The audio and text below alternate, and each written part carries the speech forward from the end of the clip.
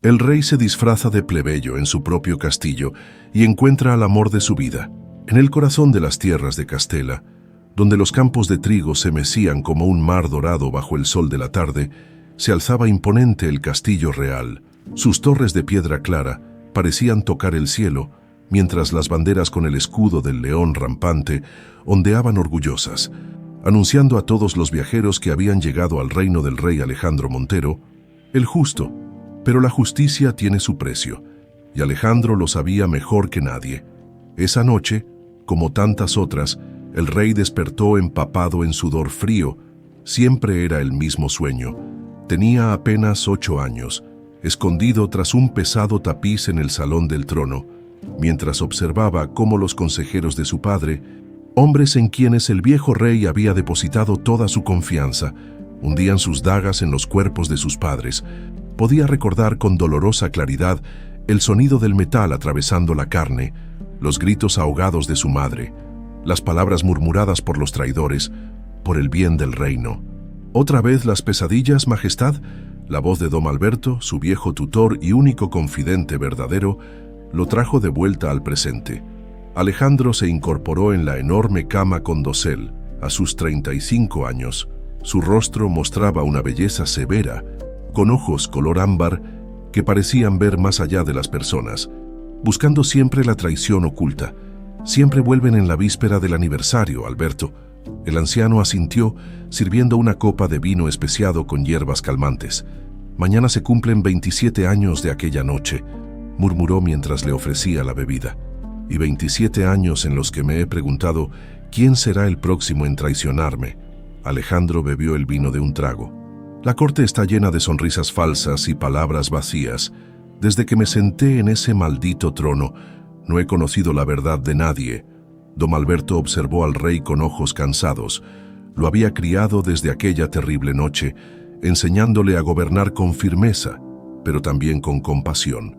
Alejandro era un buen rey. Había expandido el comercio, mantenido la paz con los reinos vecinos, y su pueblo no pasaba hambre. Pero algo faltaba en su vida: confianza. ¿Qué haríais si pudierais conocer lo que realmente piensan vuestros súbditos, Majestad?, preguntó el anciano. Si pudierais escuchar las palabras que dicen cuando creen que nadie importante los escucha. Algo se encendió en los ojos del rey. Daría mi corona por un solo día de verdad, respondió con amargura. Dom Alberto sonrió levemente. Quizás no sea necesario darla, solo esconderla por un tiempo. La idea germinó durante días en la mente de Alejandro, alimentada por las constantes intrigas palaciegas y las miradas calculadoras de su corte. Fue durante el consejo semanal cuando todo cristalizó. Su primo don Joaquín, con su perpetua sonrisa que nunca llegaba a sus ojos, había cuestionado sutilmente la decisión del rey de reducir los impuestos a las aldeas afectadas por las recientes inundaciones. Mostrar tanta compasión puede ser interpretado como debilidad. Primo, había dicho con voz melosa, los campesinos son como niños. Si les das demasiado, nunca aprenderán a valerse por sí mismos. Los demás consejeros asintieron, salvo Dom Alberto. Esa noche, la decisión estaba tomada. Es una locura, Majestad, susurró Dom Alberto mientras ayudaba a Alejandro a teñir su cabello negro con una mezcla que lo volvía castaño rojizo. Si alguien os descubre, nadie mira realmente a los sirvientes, viejo amigo, respondió el rey observando su transformación en el espejo. Son invisibles para los nobles, como las piedras del camino, la barba incipiente que había dejado crecer durante días, las ropas toscas de lana marrón, las botas de trabajo desgastadas. Todo ayudaba a completar la transformación. ¿Qué historia contaremos para explicar vuestra ausencia?, preguntó el tutor preocupado. Dirás que estoy en un retiro espiritual en el monasterio de San Gabriel, meditando sobre las decisiones del reino. Alejandro sonrió irreconocible en su nuevo aspecto. El abad me debe suficientes favores para confirmar la historia si alguien pregunta. ¿Y cuál será vuestra historia entonces? ¿Quién seréis mientras no seáis el rey? Alejandro se colocó un sombrero de ala ancha, completando su disfraz. Benito, dijo con firmeza. Benito García, un mozo de cuadra del norte que busca trabajo después de que las heladas arruinaran la cosecha de su familia. La primera mañana, como Benito, fue desconcertante. Alejandro había memorizado los pasadizos secretos del castillo, construidos por sus antepasados para escapar en caso de asedio. Estos le permitían moverse entre su cámara real y las dependencias de los sirvientes sin ser visto. El maestro de caballerizas, un hombre corpulento llamado Mateo, apenas le dirigió una mirada cuando Dom Alberto lo presentó como un sobrino lejano que necesitaba trabajo. «¿Sabes algo de caballos, muchacho?», gruñó, escupiendo al suelo. «Lo suficiente para no confundir la cabeza con la cola», respondió Alejandro con un acento norteño que había practicado durante días. El hombre soltó una carcajada. «Con eso me basta. Limpia el establo del fondo y luego alimenta a los potros. Si haces bien el trabajo, quizás no te eche el primer día». Nunca en su vida Alejandro había trabajado tanto físicamente. Para el mediodía, sus manos delicadas mostraban ya las primeras ampollas, y su espalda dolía de una manera que ni siquiera los más duros entrenamientos con la espada habían conseguido. Pero también descubrió algo inesperado, un extraño placer en el trabajo simple y directo, en ver los resultados inmediatos de su esfuerzo. Durante la comida en el comedor de sirvientes, una revelación aún mayor lo aguardaba. Sentado en una esquina, con su plato de guiso y pan, escuchó por primera vez conversaciones sinceras sobre el reino. Su reino. Dicen que el rey canceló los impuestos para las aldeas del río, comentó una lavandera anciana. Mi sobrina vive en Peñaflor y dice que gracias a eso no tendrán que vender a los niños como aprendices en la ciudad. Va, seguro lo hizo para que no se rebelen, contestó un guardia joven. Los nobles solo piensan en sí mismos. No sé. Mi Tomás sirve vino en los banquetes reales, intervino una cocinera regordeta. Dice que el rey apenas come en las fiestas y siempre pregunta cuánto costó cada plato, como si le doliera el gasto mientras hay pueblos pasando hambre. Alejandro masticó lentamente, absorbiendo cada palabra. Era esa la imagen que tenían de él, un rey distante que se preocupaba, pero quizás por las razones equivocadas, para el final del día, cuando se deslizó de regreso a sus aposentos reales a través de los pasadizos, traía consigo más que dolores musculares. Por primera vez en años, sentía que había aprendido algo verdadero sobre su reino. ¿Valió la pena, Majestad?, preguntó Dom Alberto, ayudándolo a quitarse las ropas sucias. Alejandro miró por la ventana hacia el pueblo, que se extendía más allá de los muros del castillo, las pequeñas luces de hogares, donde sus súbditos vivían vidas que él apenas comenzaba a comprender. «Esto apenas comienza, Alberto», respondió con una nueva determinación. «Necesito saber más. Necesito entender qué tipo de rey soy realmente para ellos, no lo que mis aduladores de la corte me hacen creer». Lo que Alejandro no podía imaginar era que su búsqueda de la verdad lo llevaría a encontrar mucho más que las opiniones sinceras de su pueblo. En las sombras del castillo que creía conocer tan bien, el destino estaba preparando un encuentro que cambiaría para siempre no solo su reinado, sino su corazón. El humo se elevaba en espirales negras hacia el cielo, oscureciendo el sol de mediodía. Graciela Galván se detuvo en la colina, su pequeño bulto de pertenencias apretado contra el pecho, y contempló lo que quedaba de su aldea. Las llamas habían devorado casi todo Robledal, las casas de piedra y madera, los graneros, incluso la pequeña capilla donde cada domingo rezaba con su madre. Solo quedaban esqueletos carbonizados de edificios y el llanto de quienes lo habían perdido todo.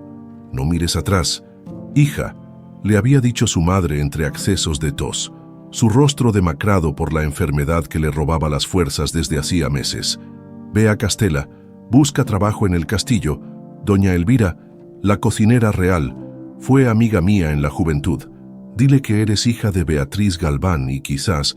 No había terminado la frase, pero Graciela entendió. Era su única esperanza. Con el incendio que había arrasado los campos, no habría cosecha ese año. El hambre ya asomaba su rostro cruel en las aldeas cercanas, y su madre no sobreviviría sin medicinas adecuadas. Así que ahí estaba, con 18 años recién cumplidos, alejándose de todo lo que conocía. Con solo unas monedas cosidas al dobladillo de su falda, un cuchillo pequeño para protegerse y un conocimiento que su madre había compartido desde que era niña, el poder curativo de las plantas. Las puertas de Castela la recibieron 3 días después, imponentes y custodiadas por guardias de rostros severos. La ciudad amurallada bullía de actividad, mercaderes pregonando sus mercancías, niños correteando entre los puestos y al fondo, dominando el paisaje, el castillo del rey Alejandro. ¿Tu asunto en la ciudad?, preguntó un guardia, mirándola con sospecha. «Vengo a buscar trabajo en las cocinas del castillo», respondió Graciela, intentando que su voz no temblara. «Mi madre conoce a doña Elvira». El guardia la estudió un momento más. Su vestido sencillo estaba polvoriento del camino, pero limpio. Su rostro, a pesar del cansancio, mostraba una belleza natural que no pasaba desapercibida. Pómulos altos, labios generosos y, sobre todo, unos ojos de un verde tan intenso que parecían capturar la luz del sol entre sus pestañas oscuras. «Las cocinas están siempre necesitando manos», dijo finalmente el guardia, haciéndose a un lado. «Sigue el camino principal hasta la entrada de servicio y cuídate de los buitres, muchacha. Una cara bonita como la tuya atrae problemas en la ciudad». Graciela agradeció con una inclinación de cabeza y se adentró en Castela, maravillada y atemorizada a partes iguales por el bullicio, los olores y los colores que la rodeaban. Nunca había estado en una ciudad tan grande. En Robledal, el mercado semanal apenas reunía a una docena de comerciantes. Al llegar a la entrada de servicio del castillo, su corazón latía con fuerza. Un grupo de lavanderas charlaba animadamente mientras tendían sábanas blancas como la nieve en cuerdas tensadas entre postes de madera. «Busco a doña Elvira, la cocinera real», dijo Graciela, acercándose a la mayor del grupo. La mujer la miró de arriba abajo con ojos entrecerrados. «¿Y qué asuntos tienes tú con doña Elvira, niña?» «Mi madre es Beatriz Galván, de Robledal. Dice que fueron amigas hace tiempo». La expresión de la lavandera cambió súbitamente. «Beatriz, la Beatriz de ojos verdes», examinó el rostro de Graciela con nuevo interés. «Virgen Santa, tienes sus mismos ojos. Peculiares, muy peculiares. No se ven ojos así todos los días». Un escalofrío recorrió la espalda de Graciela. No era la primera vez que alguien comentaba sobre sus ojos. En Robledal, las ancianas a veces se persignaban discretamente cuando la miraban, como si hubiera algo inquietante en ese color verde tan poco común. La lavandera la condujo a través de pasillos de piedra hasta llegar a las cocinas, un espacio enorme donde el calor de los fogones creaba un ambiente sofocante. Ollas de cobre brillante colgaban de las paredes, mientras sirvientes corretaban de un lado a otro, transportando alimentos, removiendo calderos y cortando verduras. Doña Elvira resultó ser una mujer robusta de unos 50 años, con un rostro enrojecido por el calor y manos fuertes que amasaban pan con sorprendente energía. Cuando levantó la vista y vio a Graciela, sus manos se detuvieron en seco. «Dios mío», murmuró, «es como ver a Beatriz otra vez». La cocinera se limpió las manos en el delantal, se acercó rápidamente y tomó el rostro de Graciela entre sus manos enharinadas. «¿Cómo está ella?», preguntó con voz repentinamente temblorosa. «Enferma», respondió Graciela sin rodeos. «El pecho, la tos y ahora el incendio. Vengo buscando trabajo, lo que sea. Necesito enviarle dinero para medicinas». Algo pasó por los ojos de doña Elvira, una mezcla de tristeza y algo más. «¿Culpa quizás?» «Robledal». «Sí, oímos sobre el incendio. Lo siento mucho, niña». La mujer dudó un momento, como debatiendo consigo misma, y luego tomó una decisión. «Conozco las plantas», se apresuró a decir Graciela. Temiendo ser rechazada, «Mi madre me enseñó todo sobre hierbas medicinales y especias.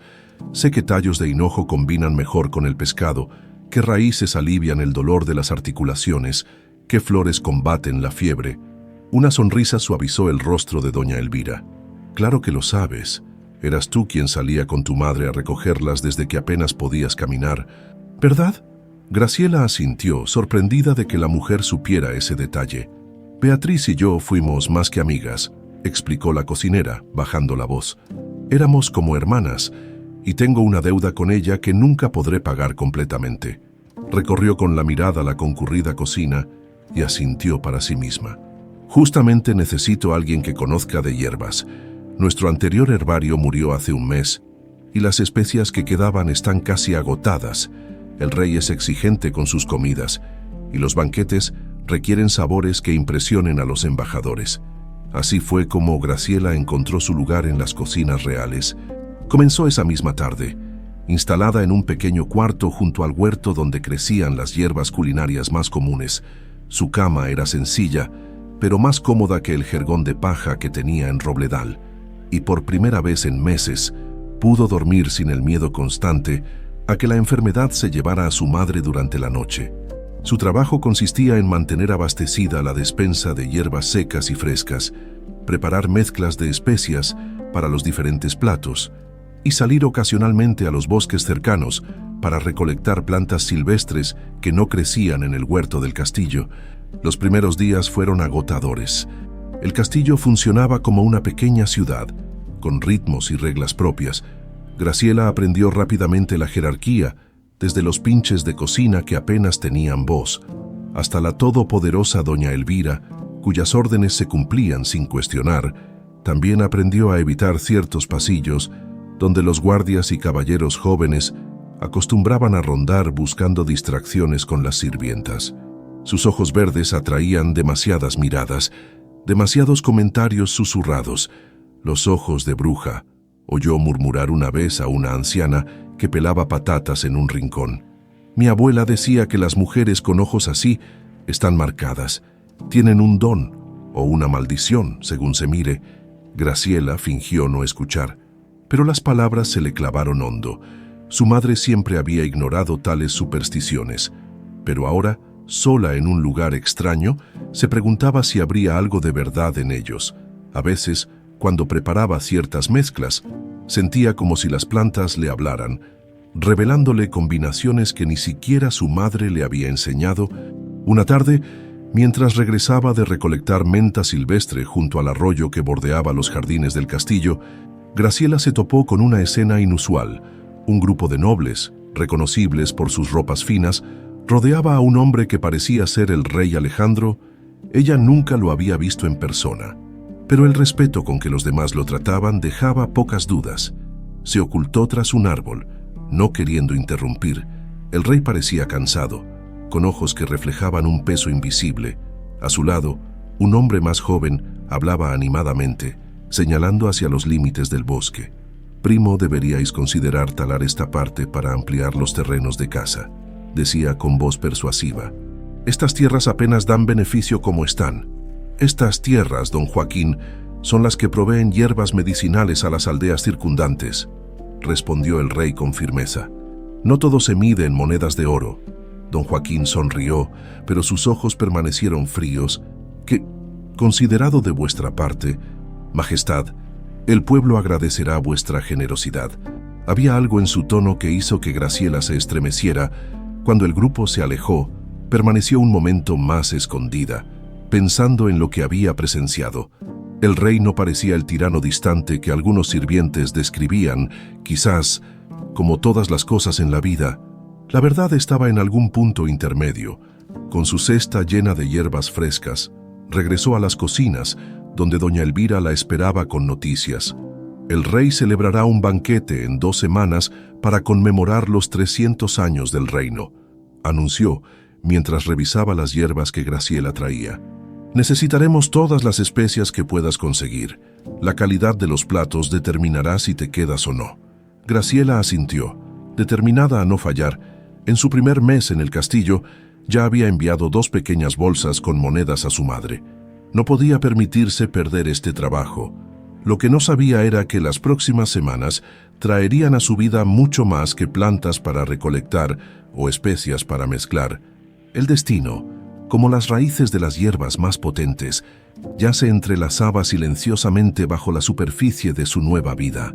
El cielo sobre Castela se oscureció de repente aquella tarde, como si la noche hubiera decidido adelantarse. Nubes negras y pesadas se arremolinaban amenazantes, mientras el viento comenzaba a silbar entre las almenas del castillo. Alejandro, quien llevaba ya 2 semanas alternando entre su identidad real y su papel como Benito, observaba el cambio del clima desde las caballerizas con preocupación. «Va a caer una tormenta de las buenas», comentó Mateo, el maestro de caballerizas, mientras aseguraba las puertas de los establos. «Los caballos están inquietos. Sienten cuando algo fuerte se aproxima». Alejandro asintió, frotando el lomo de un semental negro para calmarlo. Le sorprendía lo mucho que había aprendido en tan poco tiempo. Los nombres de cada caballo, sus temperamentos, cómo hablarles para tranquilizarlos. Era un conocimiento más práctico que cualquiera adquirido en sus años de educación real. «¿Terminaste de limpiar el establo del fondo, Benito?», preguntó Mateo, interrumpiendo sus pensamientos. «Casi», respondió, adoptando automáticamente el acento norteño que ya le salía con naturalidad. «Me falta barrer la parte de atrás». «Hazlo rápido, y luego puedes irte cuando empiece a llover. Esto se convertirá en un lodazal». Alejandro se dirigió al establo, pensando en cómo aprovecharía el resto de la tarde. Tenía una reunión con sus consejeros al anochecer, lo que significaba que debía volver a ser el rey pronto. Era agotador mantener ambas vidas, pero cada día, como Benito, le revelaba nuevas facetas de su reino, que jamás habría conocido desde su trono. Había escuchado a los guardias quejarse de la falta de espadas adecuadas, mientras los nobles lucían armas decoradas con piedras preciosas. Había visto cómo los sirvientes compartían su escasa comida con los más necesitados, mientras en los banquetes reales se desperdiciaba más de lo que se comía. Pequeñas injusticias y actos de bondad que nunca habían llegado a sus oídos. El primer trueno retumbó, tan potente que hizo vibrar las paredes del establo. Afuera, el cielo se iluminó con un relámpago zigzagueante y segundos después comenzó la lluvia, no como una llovizna gradual, sino como un muro de agua que se desplomaba sobre la tierra. Alejandro se apresuró a terminar su tarea cuando escuchó un grito ahogado proveniente de los jardines. Se asomó por una pequeña ventana y vio una figura femenina luchando contra el viento, intentando recoger algo del suelo. Sin pensarlo 2 veces, tomó una capa de lana basta que colgaba junto a la puerta y salió corriendo. La lluvia lo empapó instantáneamente, pegándole el cabello teñido a la frente. «¡Hey!», gritó acercándose a la mujer. «Ven adentro. Es peligroso con los relámpagos». Cuando se aproximó, reconoció a la joven. Era la herbaria que había llegado recientemente a las cocinas, aquella de quien había escuchado comentarios por sus inusuales ojos verdes.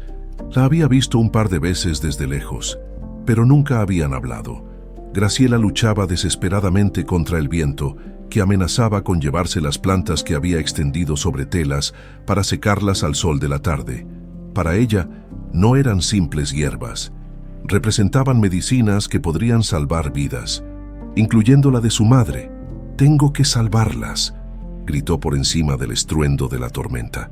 «Son para el banquete real». Alejandro no dudó, se agachó junto a ella y comenzó a recoger las hierbas y flores que el viento y la lluvia dispersaban. Sus manos, ya encallecidas tras días de trabajo en las caballerizas, se movían rápidamente. «Toma», le dijo extendiéndole su capa, «ponlas aquí dentro». Graciela lo miró por un instante, el agua escurriendo por su rostro, sus ojos verdes brillando con intensidad bajo la lluvia. Tomó la capa y comenzaron a colocar en ella todas las plantas que pudieron rescatar. «Vamos al establo», gritó Alejandro cuando otro relámpago iluminó el cielo. «Es lo más cercano». Corrieron juntos, protegiéndose como podían, hasta llegar al refugio de madera. Una vez dentro, Graciela desplegó la capa mojada sobre el suelo limpio, revelando su tesoro de hierbas empapadas. «Están arruinadas», murmuró, pasando los dedos sobre las plantas aplastadas. «Tardé días en recolectarlas». Alejandro la observó. Su vestido sencillo se pegaba a su cuerpo, delineando curvas que no había notado antes. Su cabello negro, ahora empapado, enmarcaba un rostro de una belleza natural y sin artificios, que lo dejó momentáneamente sin palabras. «No todas están perdidas», dijo finalmente, agachándose junto a ella. «Mira, estas de aquí aún pueden secarse». Graciela levantó la mirada, sorprendida de que un mozo de cuadra supiera algo sobre hierbas. «¿Entiendes de plantas?». Alejandro se dio cuenta de su error. Un simple estabulero del norte no debería tener tales conocimientos. Mi madre conocía algunas, improvisó, para los caballos enfermos y esas cosas. Soy Benito, por cierto. Graciela, respondió ella, con una leve sonrisa que iluminó su rostro cansado. Graciela Galván, de Robledal, o lo que queda de él. ¿Qué le pasó a Robledal mientras la tormenta arreciaba afuera? Graciela le habló del incendio, de su madre enferma, de su llegada desesperada al castillo buscando trabajo. Le habló con una honestidad que Alejandro llevaba años sin experimentar, sin las reverencias ni el miedo que normalmente acompañaban las conversaciones con él. «Podríamos intentar secarlas aquí», sugirió Alejandro, señalando las vigas del techo del establo. «Hay cuerdas, podemos colgarlas de ellas, y con el calor de los caballos quizás se sequen más rápido». Graciela lo miró con curiosidad. «¿Por qué me ayudas? ¿Ni siquiera me conoces?» La pregunta lo tomó por sorpresa. Como rey, nadie cuestionaba sus motivaciones para ayudar. Simplemente se asumía que era su deber o su voluntad. Como Benito, sus acciones requerían explicación. «Porque parece importante para ti», respondió con sinceridad, «y porque a veces todos necesitamos una mano. ¿No crees?». Trabajaron juntos durante la siguiente hora, colgando las hierbas salvadas en pequeños manojos de las vigas. Alejandro se sorprendió de lo fácil que era hablar con ella, de cómo sus risas surgían naturalmente cuando le contó cómo había caído en un montón de estiércol en su primer día en las caballerizas. Mientras tanto, en otra parte del castillo, don Joaquín observaba la tormenta desde la ventana de sus aposentos, una copa de vino en la mano y una expresión calculadora en el rostro. «¿Estás segura?», preguntó sin volverse hacia la mujer reclinada en un diván cercano. La duquesa de Medina, Elena Solís, una belleza madura de cabello cobrizo y ambición desmedida, sonrió con malicia. «Completamente, querido. Tu primo el rey ha estado desapareciendo misteriosamente varias horas al día. Nadie sabe dónde va, ni siquiera sus guardias personales. Don Alberto lo sabe», murmuró Joaquín. «Ese viejo zorro no se separa de Alejandro desde que era un mocoso asustado. Nunca confié en él». La duquesa se incorporó graciosamente y se acercó a Joaquín colocando una mano delicada sobre su hombro. «Alberto es solo un anciano, y los ancianos suelen ser descuidados cuando creen que nadie los observa. He puesto a mi doncella más astuta a seguirlo». Joaquín tomó la mano de la duquesa y la besó lentamente. «Tu persistencia siempre me ha fascinado, Elena, desde que Alejandro rechazó tu mano hace 5 años. No has dejado de tejer tu red a su alrededor». Un destello de furia cruzó los ojos de la duquesa. «Ningún hombre me humilla sin pagar por ello, ni siquiera un rey. Me hizo sentir como una vulgar buscadora de coronas, cuando mi linaje es tan noble como el suyo. Y pronto tendrás tu venganza», aseguró Joaquín, alzando su copa. «Cuando descubramos qué esconde mi querido primo y lo usemos para demostrar que no es apto para gobernar». «¿Y luego?», preguntó ella, acercándose más, sus labios a centímetros de los suyos. «Luego, querida, te convertirás en reina de Castela, tal como siempre deseaste, en las caballerizas». Ajenos a las intrigas que se tejían en los lujosos aposentos del castillo, Alejandro y Graciela habían terminado de colgar las hierbas. La tormenta comenzaba a amainar, aunque la lluvia seguía cayendo con fuerza. «Debería volver a las cocinas», dijo Graciela mirando hacia la puerta. «Doña Elvira estará preocupada». «Te acompaño», se ofreció Alejandro. Aún llueve mucho. Caminaron juntos bajo un pequeño techado que conectaba las caballerizas con la entrada de servicio del castillo. Sus ropas seguían húmedas, pero ya no les importaba. Había una extraña camaradería entre ellos, como si la tormenta hubiera lavado las barreras sociales que normalmente los habrían mantenido distantes. «Gracias por tu ayuda, Benito», dijo Graciela cuando llegaron a la puerta de las cocinas. «Sin ti habría perdido todas las hierbas». «No fue nada», respondió él, sintiendo una extraña renuencia a dejarla ir. «Si necesitas ayuda otro día». Ella sonrió, y Alejandro sintió algo que no había experimentado nunca. Un vuelco en el estómago, un calor que subía por su pecho y se instalaba en su rostro. «Quizás pueda enseñarte más sobre las plantas», sugirió Graciela, «a cambio de tu ayuda hoy». Me gustaría eso. Se despidieron con la promesa de volver a verse, mientras Alejandro regresaba a sus aposentos reales a través de los pasadizos secretos. Se dio cuenta de que, por primera vez en años, había olvidado por completo que era rey. Durante esas horas, había sido simplemente Benito, un mozo de cuadra que había ayudado a una herbaria durante una tormenta, y por alguna razón, esa sencilla verdad le había hecho sentir más vivo que todas las glorias de su corona. Las semanas siguientes transcurrieron como un sueño febril para Alejandro. Sus días se dividían entre dos vidas completamente distintas. Por las mañanas y parte de la tarde era Benito, el mozo de cuadras que poco a poco ganaba la confianza y el respeto de sus compañeros. Por las tardes y noches volvía a ser el rey Alejandro, asistiendo a consejos, firmando decretos y manteniendo la fachada de normalidad que su posición exigía. Pero el centro de ambos mundos se había desplazado sutilmente hacia Graciela. Comenzaron a encontrarse regularmente al amanecer, cuando el castillo apenas despertaba. Ella le mostraba las plantas que recolectaba en los bosques cercanos, explicándole sus propiedades con un entusiasmo contagioso. «Esta pequeña puede parecer insignificante», le dijo una mañana, mostrándole una flor diminuta de pétalos blancos, «pero masticada alivia los dolores de cabeza más intensos. Mi madre dice que incluso los dolores del alma se calman con ella». «¿Los dolores del alma también tienen cura, no?», preguntó él genuinamente intrigado. Graciela lo miró con esos ojos verdes que parecían ver más allá de su disfraz. «Todo tiene cura, Benito, solo hay que encontrar la planta adecuada, o quizás a la persona adecuada». Estas conversaciones, sencillas y profundas a la vez, se convirtieron en el momento más esperado del día para Alejandro. Con Graciela podía hablar de todo, de las estrellas que observaban desde una torre abandonada, de los sueños que ambos tenían para el futuro, de las injusticias que veían a su alrededor. Una noche, sentados en el parapeto de esa torre olvidada, Graciela señaló hacia el pueblo que se extendía más allá de los muros del castillo. «¿Crees que el rey sabe cómo viven realmente sus súbditos?», preguntó sin malicia, solo con genuina curiosidad. «¿Sabrá que en la calle del mercado hay niños que duermen bajo los puestos porque no tienen hogar?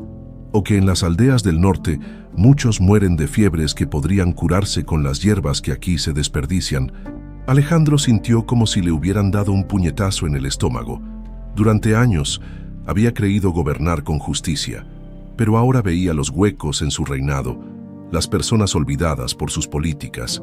«Quizás no lo sabe», respondió cautelosamente. «O quizás no sabe cómo solucionarlo, o quizás no le importa», suspiró Graciela. «Aunque sin acritud, los poderosos rara vez miran hacia abajo. ¿No crees?» Esa noche, de vuelta en sus aposentos reales, Alejandro no pudo dormir. Las palabras de Graciela resonaban en su mente mientras recordaba los rostros de personas reales, con nombres y sueños que había conocido como Benito al amanecer. Llamó a su escribano y dictó un decreto. Todas las hierbas medicinales sobrantes de las cocinas reales debían distribuirse entre los sanadores de las aldeas cercanas. «Es una medida inusual, Majestad», comentó don Alberto cuando se enteró, observándolo con ojos perspicaces. «¿Puedo preguntar qué os inspiró?» Alejandro desvió la mirada, fingiendo interés en un mapa sobre su escritorio. «Un rey debe velar por todos sus súbditos, ¿no es cierto? Especialmente por los más vulnerables». El anciano sonrió levemente, pero no insistió. Mientras tanto, en las cocinas, Graciela ganaba reconocimiento por sus conocimientos. Doña Elvira le había confiado la preparación de una mezcla especial de especias para el banquete de los 300 años, un honor que normalmente se reservaba para herbarios con décadas de experiencia. «Tienes el don de tu madre», le dijo la cocinera una tarde observándola moler meticulosamente semillas de comino y bayas de enebro. Ella también sabía exactamente cuánto de cada cosa añadir, como si las plantas le hablaran. Graciela sonrió, pero había algo melancólico en su expresión. «La extraño mucho. Ojalá pudiera visitarla, ver cómo está». Doña Elvira la miró con compasión. «Quizás después del banquete, si todo sale bien, podría hablar con el mayordomo para que te conceda un par de días». La preparación del gran banquete ocupaba a todo el castillo. Se rumoreaba que asistirían embajadores de reinos vecinos, nobles de todas las provincias e incluso representantes de tierras tan lejanas como el desierto de Azahar. Era la oportunidad perfecta para que don Joaquín y la duquesa de Medina avanzaran en sus planes. La doncella que seguía a don Alberto descubrió algo interesante, murmuró la duquesa recostada junto a Joaquín en su cama. La luz del amanecer se filtraba por las cortinas de seda, iluminando su cabello cobrizo esparcido sobre las almohadas. El rey ha estado utilizando los pasadizos secretos del castillo. Joaquín se incorporó repentinamente alerta. ¿Para qué? Aún no lo sabemos con certeza, pero parece que sale del castillo sin ser visto y regresa horas después, a veces con ropas diferentes. Una sonrisa calculadora se dibujó en el rostro de Joaquín. Una amante, quizás, eso sería útil, especialmente si es alguien inapropiado. La duquesa recorrió con un dedo el pecho desnudo de su amante. He puesto a más personas a vigilar. Sabremos pronto qué esconde nuestro querido rey. En otro rincón del castillo, Alejandro enfrentaba su propio dilema. Sentado en su trono durante una audiencia pública, escuchaba las peticiones de sus súbditos con una atención renovada, pero su mente vagaba constantemente hacia Graciela. Cada día que pasaba, la mentira que mantenía le pesaba más. Esa tarde, después de la audiencia, se dirigió a las caballerizas transformado en Benito. Había prometido ayudar a Graciela a recolectar algunas plantas de floración nocturna que crecían en el bosque cercano. La encontró esperándolo junto a la entrada de servicio, con una pequeña cesta en el brazo y una sonrisa que le calentó el corazón como ninguna otra cosa podía hacer. «Pensé que no vendrías», dijo ella, sus ojos verdes brillando con alegría al verlo. «Te dije que vendría, ¿no?», respondió él tomando la cesta de sus manos.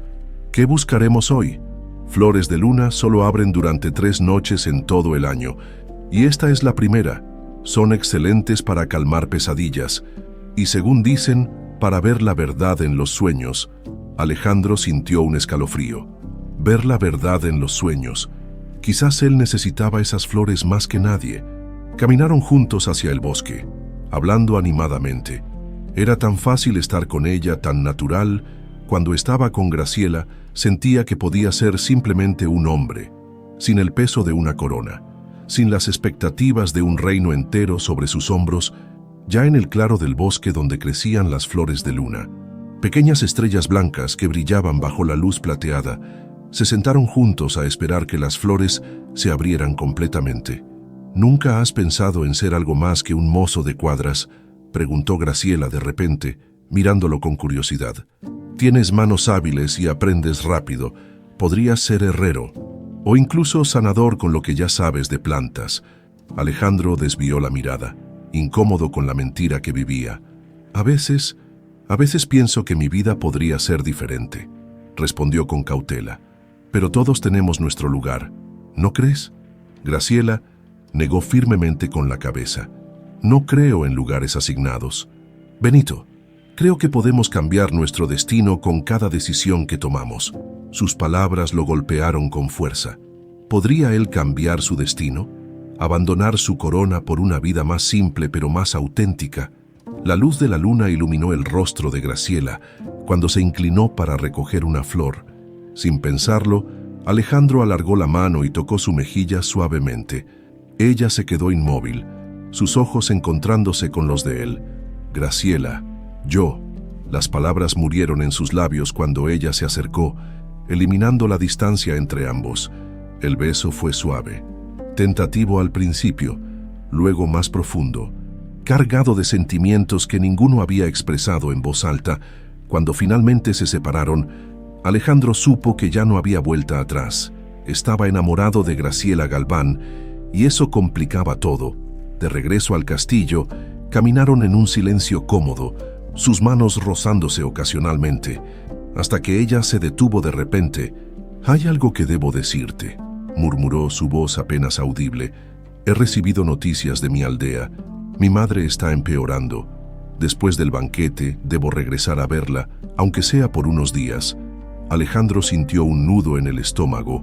La idea de no verla, Aunque fuera brevemente, le resultaba insoportable. «Te acompañaré», dijo impulsivamente. Los ojos de Graciela se abrieron con sorpresa. «¿Harías eso por mí? Haría cualquier cosa por ti». Las palabras escaparon de su boca antes de que pudiera contenerlas, y supo que eran verdaderas, pero también sabía que era una promesa que no podría cumplir, al menos no como Benito. La mentira que había comenzado como un simple disfraz para conocer la verdad sobre su reino, ahora se había convertido en una jaula, porque mientras más se enamoraba de Graciela, más imposible parecía revelarle quién era realmente, y en algún lugar de su corazón temía que cuando ella descubriera la verdad, aquel beso bajo la luz de la luna sería el primero y el último que compartirían.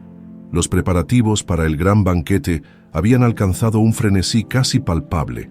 Las cocinas del castillo bullían de actividad día y noche, con sirvientes corriendo de un lado a otro, cargando sacos de harina, especias exóticas y animales enteros que esperaban ser transformados en exquisitos manjares. Doña Elvira, con la cara enrojecida por el calor constante de los hornos, gritaba órdenes como un general en batalla. Graciela apenas había dormido en 3 días. Sus manos estaban agrietadas de tanto preparar mezclas de hierbas, sus ojos ardían por el humo de los fogones, pero una sonrisa secreta iluminaba su rostro cada vez que recordaba el beso compartido con Benito bajo la luz de la luna. «Pareces distraída, niña», comentó doña Elvira sorprendiéndola mientras soñaba despierta sobre un mortero de especias. «No es momento para ensoñaciones. Mañana es el gran día». «Lo siento», murmuró Graciela, volviendo a su tarea. «Es que no he dormido bien». La cocinera la miró con ojos perspicaces. «No será ese mozo de cuadras el que te quita el sueño, ¿verdad?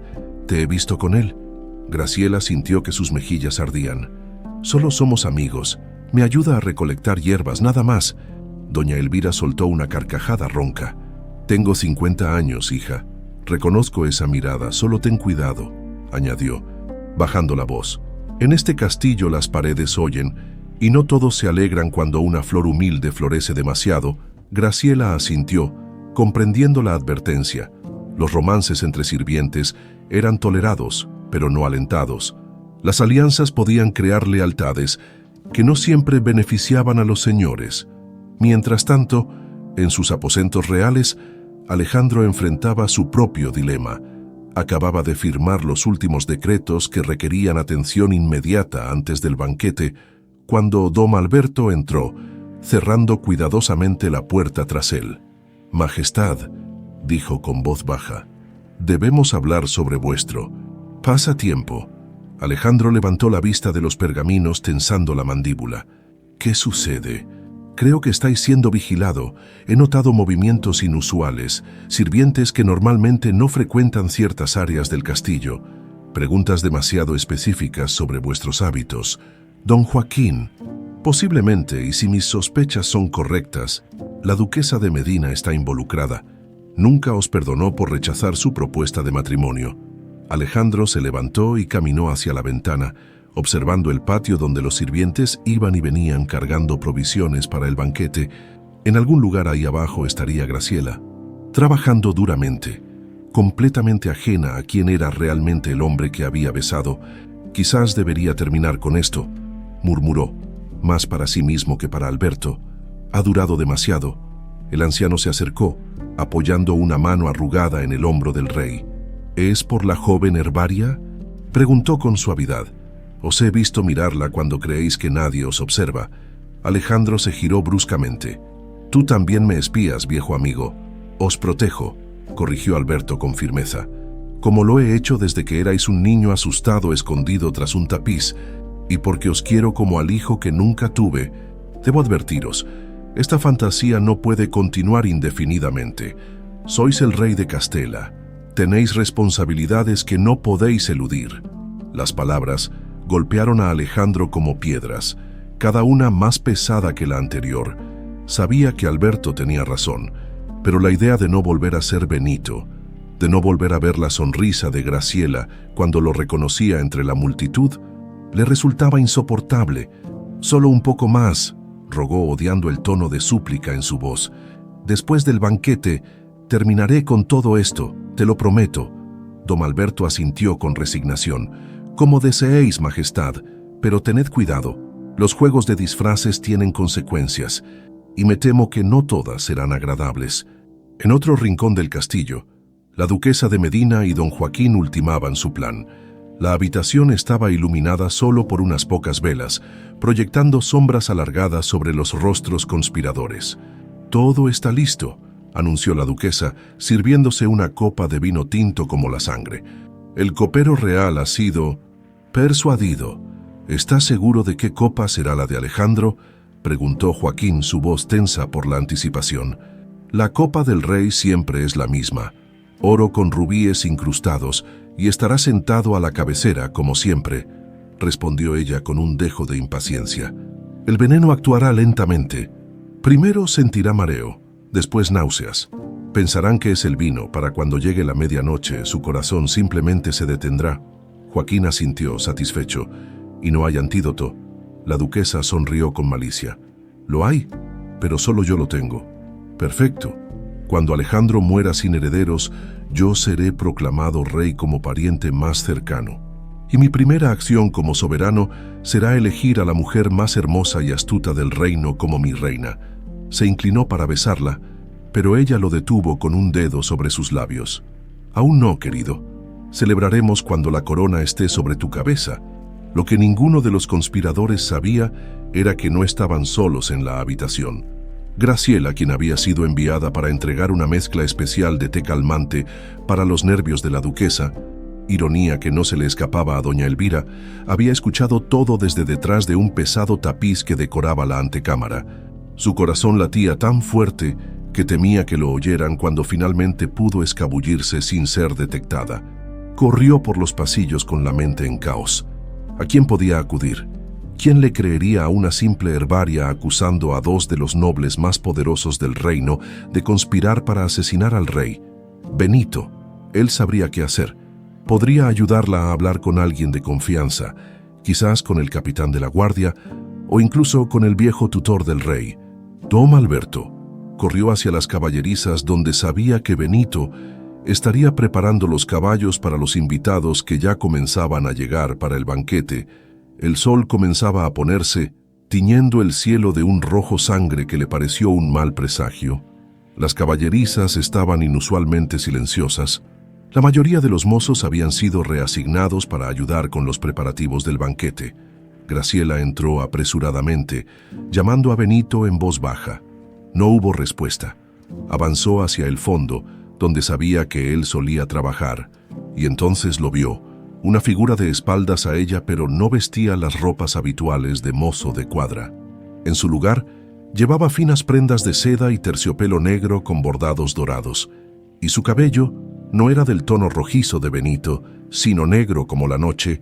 El hombre se giró lentamente, sobresaltado por su presencia, y Graciela sintió que el mundo se detenía a su alrededor. Era Benito y al mismo tiempo no lo era. Los mismos ojos color ámbar, los mismos labios que había besado bajo la luz de la luna, pero enmarcados en un rostro más refinado, sin la barba descuidada, sin el polvo constante de las caballerizas. «Benito», susurró, aunque ya sabía la respuesta. El hombre frente a ella palideció como si hubiera visto un fantasma. Por un momento pareció que iba a hablar, a explicarse, pero entonces sus ojos se dirigieron a algo detrás de Graciela y el color abandonó completamente su rostro. Ella se giró lentamente y vio lo que él miraba con tanto horror. Sobre un barril de agua descansaba una corona de oro con rubíes incrustados, la misma que había visto tantas veces en las monedas del reino.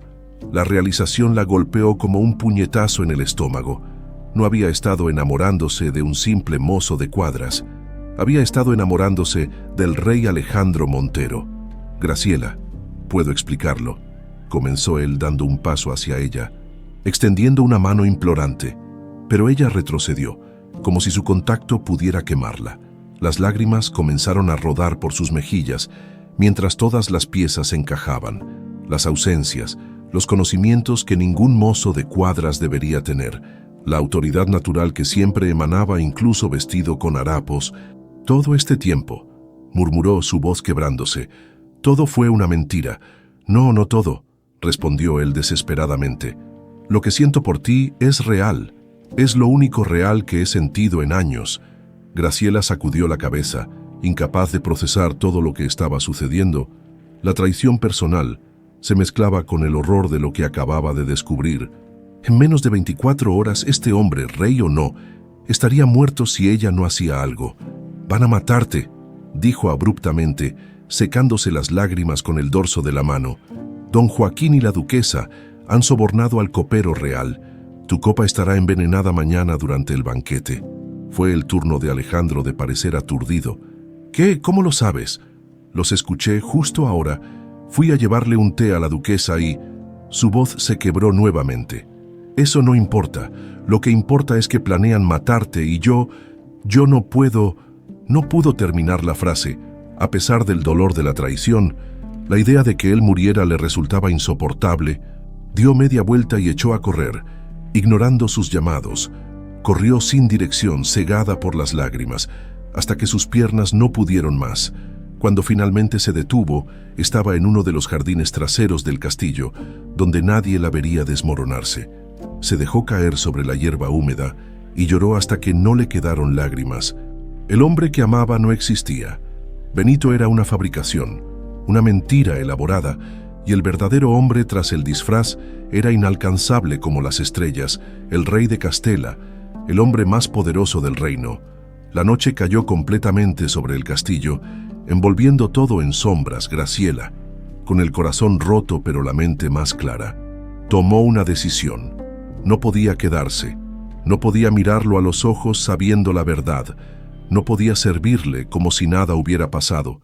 Regresaría a Robledal, vería a su madre una última vez, y luego quizás buscaría un nuevo comienzo en tierras lejanas, donde nadie hubiera oído hablar del rey Alejandro, o de un mozo de cuadras llamado Benito. Con esta resolución, se levantó y se dirigió a las cocinas para recoger sus escasas pertenencias. El gran banquete sería mañana, pero ella ya no estaría allí para verlo, ni para ver si el rey sobrevivía a la traición que se cernía sobre él como un cuervo de mal agüero. La tormenta que azotaba los caminos hacia Robledal parecía un reflejo del caos que reinaba en el corazón de Graciela. Había abandonado el castillo en medio de la noche, tomando prestado, robando, se corrigió con amargura, uno de los caballos menos valiosos de las caballerizas. La ironía no se le escapaba. Uno de los caballos que Benito, no, el rey Alejandro, había cuidado con sus propias manos. Las gotas de lluvia se mezclaban con las lágrimas en su rostro mientras cabalgaba por senderos enfangados. No había llevado consigo más que una pequeña bolsa con hierbas medicinales y las monedas que había ahorrado para su madre. El resto lo había dejado atrás, junto con sus sueños rotos y su corazón traicionado. «¿Cómo pude ser tan estúpida?», se repetía una y otra vez. Ahora entendía las miradas de lástima que algunos le dirigían cuando la veían con Benito. Los murmullos que se apagaban cuando ella se acercaba. ¿Cuántos sabían la verdad? ¿Cuántos se habían reído de la ingenua herbaria enamorada de un fantasma? El amanecer la sorprendió en las cercanías de Robledal. El paisaje, antes verde y exuberante, era ahora un recordatorio constante de la tragedia. Árboles carbonizados que extendían sus ramas como manos suplicantes hacia el cielo, campos ennegrecidos donde nada crecería por años. Al menos la cabaña de su madre, situada al borde del bosque, había sobrevivido al incendio. Cuando finalmente divisó la humilde construcción de piedra y madera, Graciela sintió que un peso se levantaba de sus hombros. Aquí, al menos, no había mentiras, solo la simple verdad de una madre enferma y una hija que haría cualquier cosa por ella. Desmontó con dificultad, sus músculos protestando después de horas de cabalgata bajo la lluvia. Apenas había dado unos pasos hacia la puerta cuando ésta se abrió, revelando la figura encorvada de su madre. Beatriz Galván había sido una mujer hermosa, de la misma complexión delicada de su hija y con los mismos extraordinarios ojos verdes, pero la enfermedad la había reducido a una sombra de sí misma. Piel pálida estirada sobre huesos prominentes, cabello gris y quebradizo donde antes había una melena negra y brillante. Graciela, su voz sonaba como hojas secas arrastradas por el viento. ¿Eres tú, hija? Sí, mamá, respondió corriendo a abrazarla. He vuelto. Beatriz la estrechó con una fuerza sorprendente para su estado, como si temiera que fuera a desvanecerse. Algo terrible ha pasado, murmuró contra su cabello. Lo he visto en mis sueños. Graciela se apartó ligeramente para mirarla a los ojos. Su madre siempre había tenido sueños inquietantemente precisos, una habilidad que le había ganado tanto respeto como temor en la aldea. Entremos, dijo, notando cómo temblaba la anciana. Te prepararé un té caliente. Una vez dentro, Graciela encendió el fuego y puso agua a hervir, mientras su madre se acomodaba en su silla junto a la chimenea. La cabaña olía a hierbas secas y a enfermedad, un recordatorio constante de la batalla que Beatriz libraba cada día para seguir viva. Cuéntame qué ha pasado, pidió Beatriz cuando Graciela le entregó una taza humeante. ¿Por qué has vuelto tan pronto? Y sola, Graciela dudó. ¿Cómo explicar todo lo sucedido? ¿Cómo hablar del hombre que había amado, que nunca existió? Las cosas no salieron como esperaba, respondió finalmente. El castillo no es lugar para mí. Beatriz estudió el rostro de su hija con sus penetrantes ojos verdes, ahora hundidos en cuencas oscurecidas por la enfermedad. Es por él, ¿verdad? El hombre de tus sueños. Graciela sintió que el aire se le escapaba de los pulmones. ¿Qué hombre? Beatriz sonrió tristemente. Te conozco, hija. Desde que empezaste a enviar cartas, he notado el cambio en tus palabras. El brillo en tus ojos cuando llegaste me lo confirmó. Y ahora, ese mismo brillo se ha apagado. Graciela no pudo contener las lágrimas.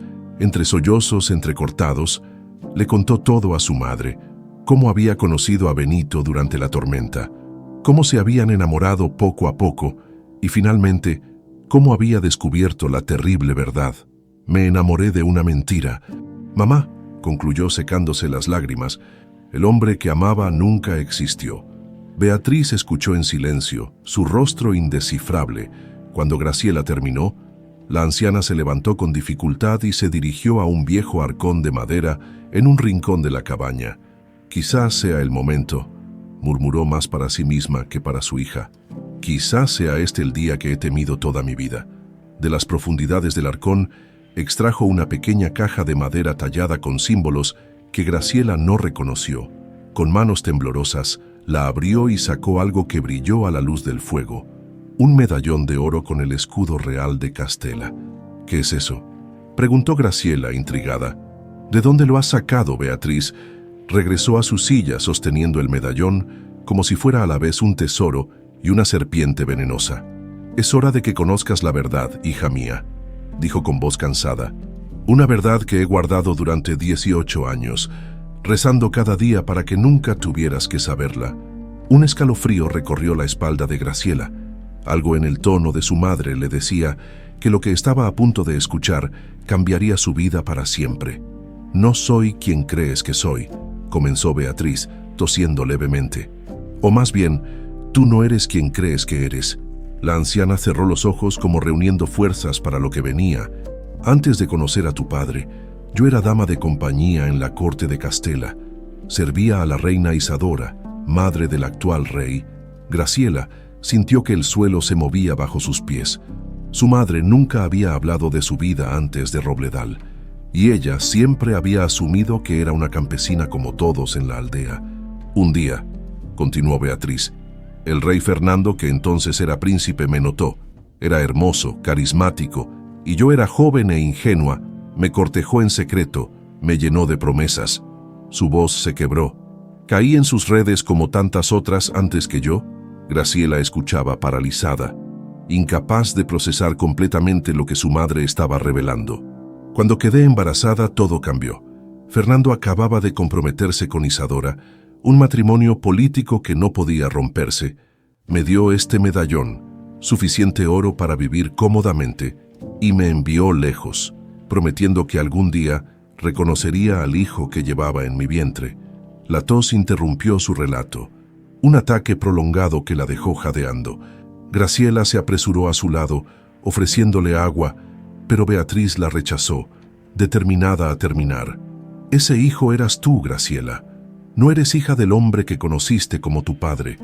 Eres hija del rey Fernando de Castela, hermanastra del actual rey, una princesa bastarda. El mundo pareció detenerse. Graciela se tambaleó aferrándose al borde de la mesa para no caer. No podía ser cierto.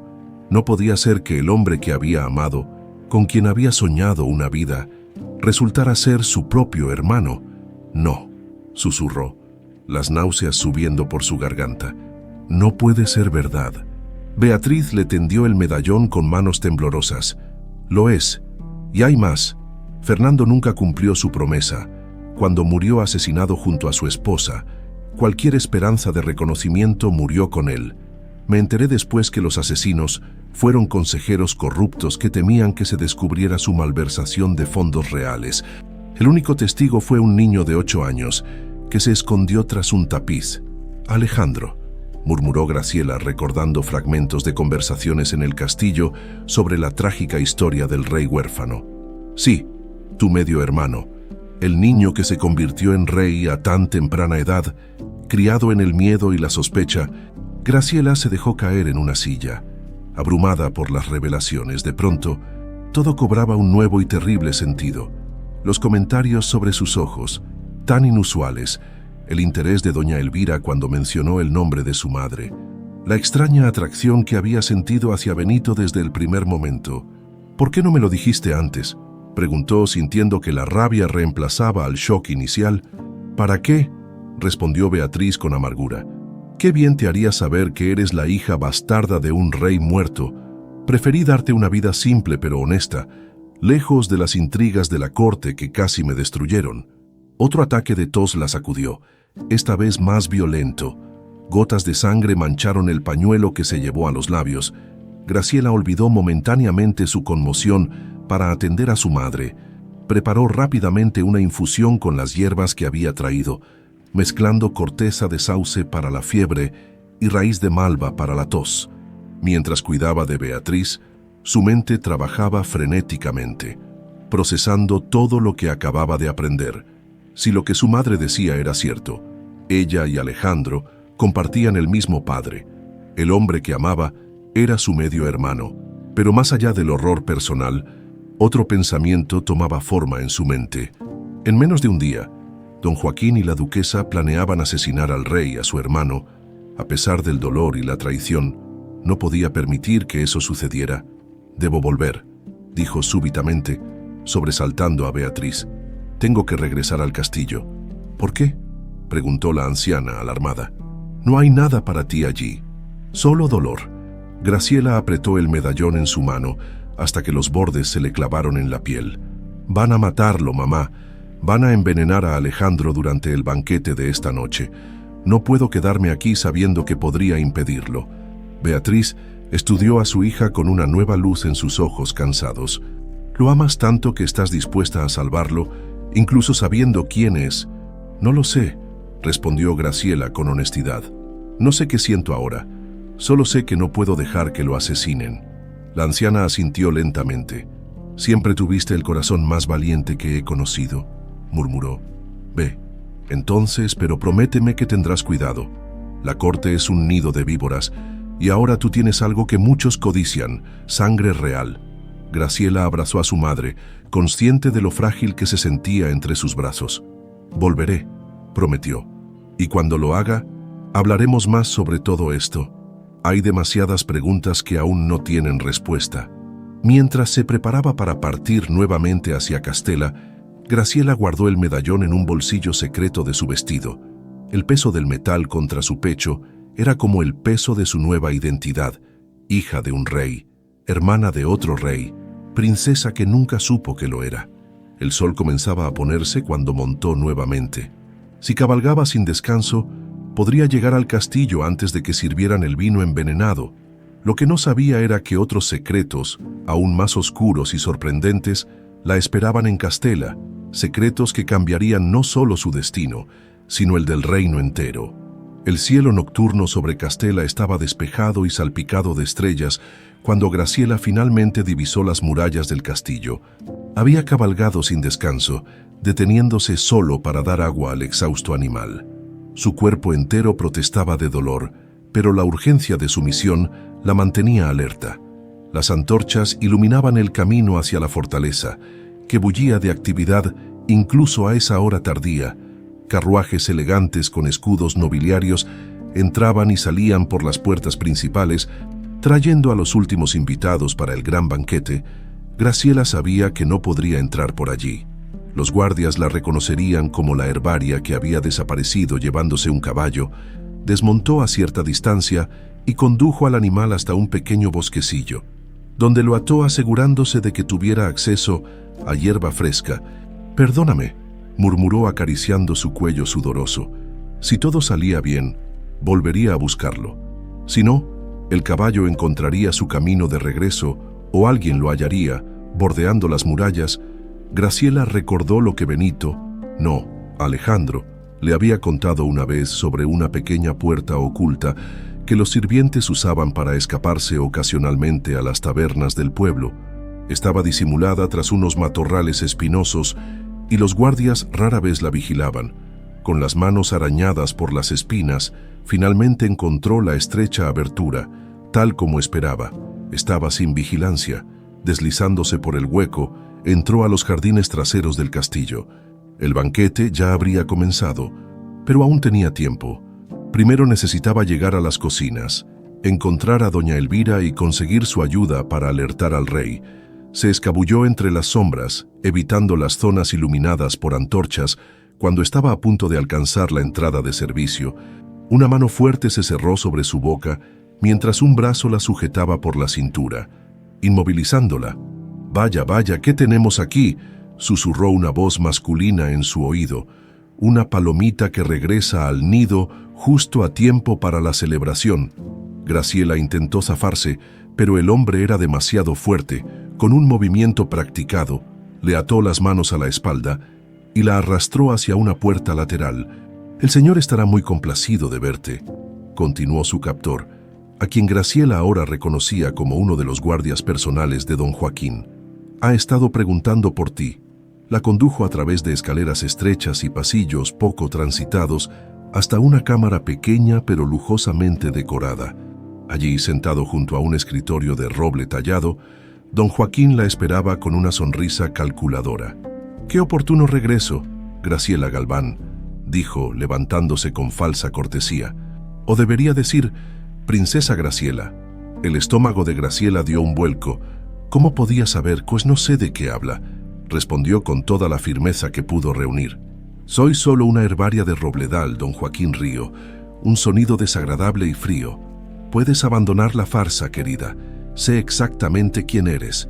Caminó hacia ella lentamente, como un depredador acechando. «Beatriz Galván, dama de compañía de la reina, amante del rey Fernando, madre de su hija bastarda.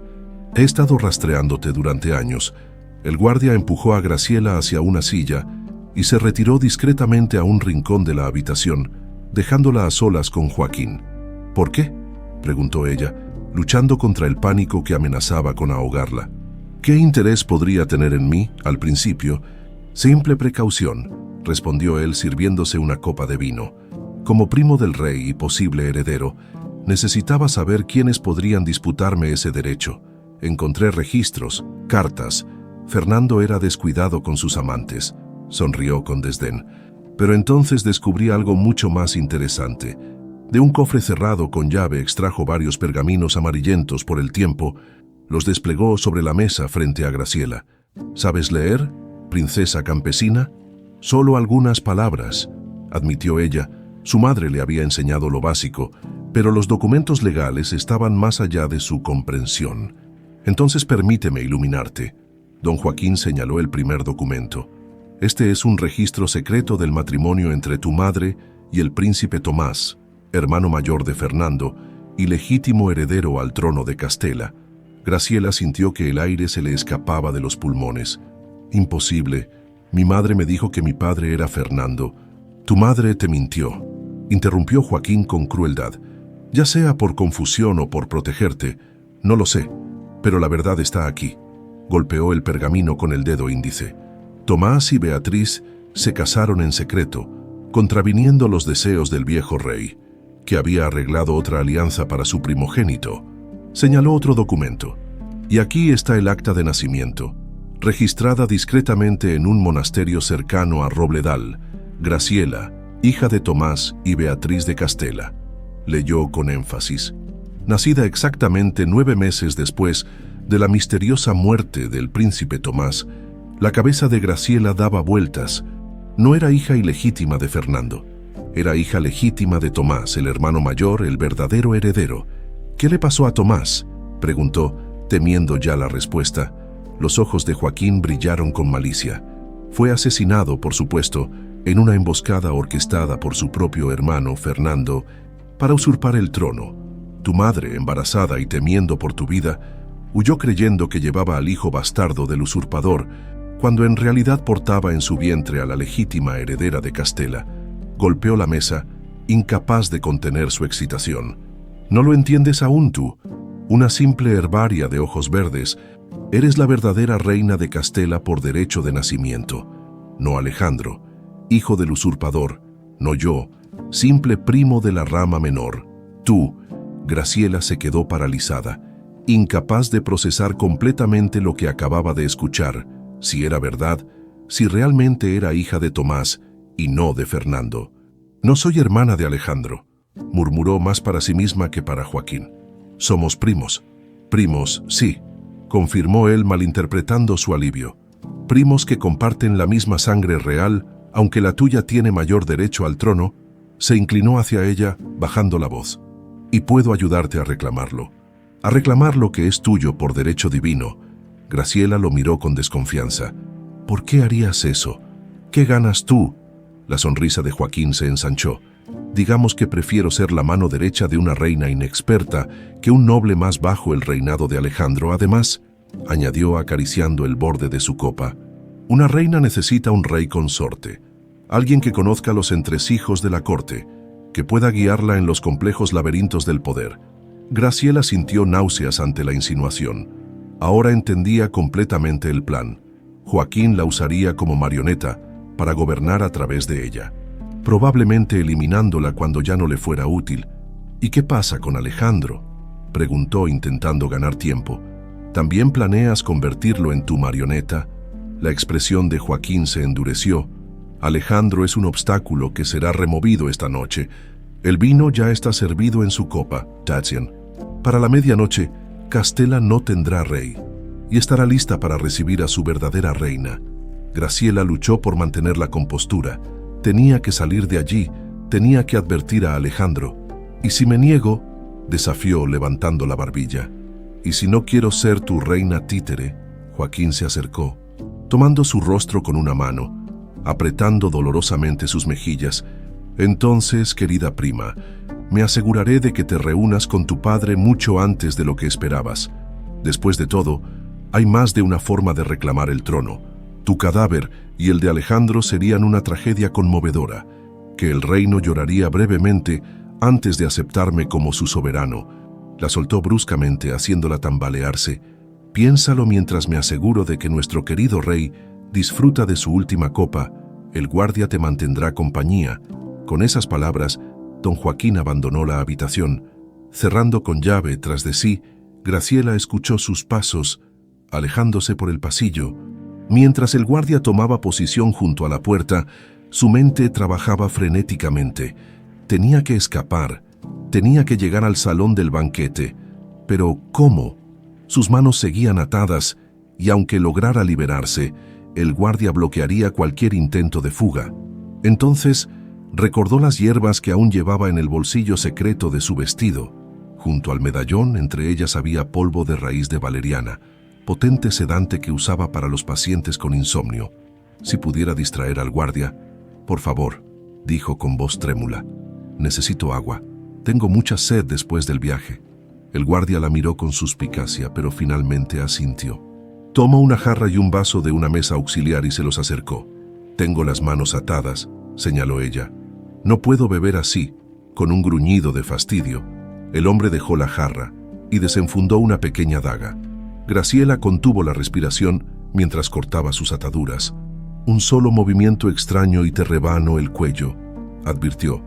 Retrocediendo pero manteniéndose alerta, Graciela asintió sumisamente, frotándose las muñecas doloridas. tomó la jarra y el vaso, dándole la espalda al guardia mientras fingía servirse agua. Con movimientos rápidos y disimulados, extrajo el pequeño saquito de valeriana y vertió una cantidad generosa en el vaso. ¿Queda algo de vino?, preguntó intentando sonar casual. Me ayudaría a calmar los nervios. Las prisioneras no reciben cortesías, respondió él secamente. Por favor, insistió ella, volviéndose para mirarlo con ojos suplicantes. Solo un poco. Prometo comportarme si me das un trago de vino. El guardia la miró de arriba a abajo. Evaluándola, Graciela sabía lo que veía. Una joven asustada, inofensiva, finalmente, con un suspiro exasperado, tomó una botella de una mesa cercana y le sirvió un poco de vino tinto en el vaso donde ya había disuelto la valeriana. Un sorbo, advirtió, y luego te sientas quieta hasta que regrese el señor. Graciela asintió agradecida. Bebió un pequeño sorbo para no levantar sospechas y luego le ofreció el vaso con una sonrisa tímida. ¿No quieres probar? Es muy bueno. El guardia dudó un momento, pero la tentación del vino fino reservado para los nobles pudo más que su cautela. Tomó el vaso y bebió un largo trago, vaciándolo casi por completo. Ahora siéntate y cállate, ordenó regresando a su posición junto a la puerta. Graciela obedeció, observando disimuladamente cómo el guardia comenzaba a parpadear con más frecuencia, cómo su postura se relajaba gradualmente. La valeriana era rápida, especialmente combinada con alcohol. En menos de 10 minutos el hombre se desplomó contra la pared, roncando suavemente. Graciela se apresuró a registrar sus bolsillos hasta encontrar la llave. Con manos temblorosas, abrió la puerta y se deslizó al pasillo. El banquete estaría en pleno apogeo. Si don Joaquín había dicho la verdad, Alejandro ya habría bebido el vino envenenado.